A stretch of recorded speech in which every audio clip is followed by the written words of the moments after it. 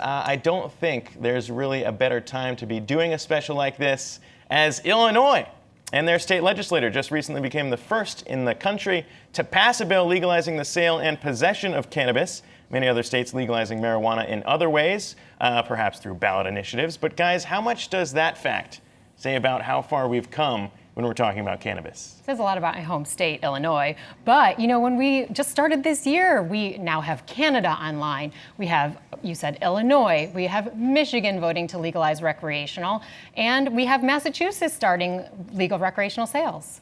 That's right. And just look out today, we had Kristen Gillibrand come out and codify her policy for her presidential candidacy, and talking about how she wants to have this be a top priority of her presidency. That's descheduling marijuana federally, expunging all nonviolent marijuana convictions, requiring health insurance coverage for medical marijuana and investment in research, taxing recreational marijuana, and supporting women and minority-owned businesses. So we really have, these candidates for 2020 coming out and really getting behind this deal.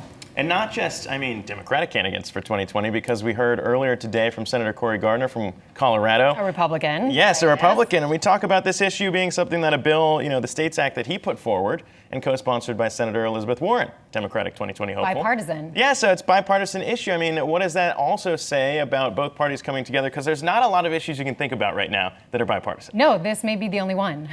Well, and just think about the job creation. In 2018 alone, there were 64,000 new jobs created in the cannabis industry. So that's just a really compelling political strategy to begin with. Mm-hmm. But when we talk about a candidate kind of separating themselves from the pack, Gillibrand coming out with a 5-point plan and saying, this is really what I want to focus on as she moves forward with her campaign. Of course, we've seen other candidates as well use this as an issue to bring attention and hopefully bring voters on their platforms as well. Absolutely. Yeah, and it sounds a lot, Gillibrand's set there sounds a lot like what a lot of the state governors have been pushing to say, look, this is also a social issue, it's economic as well.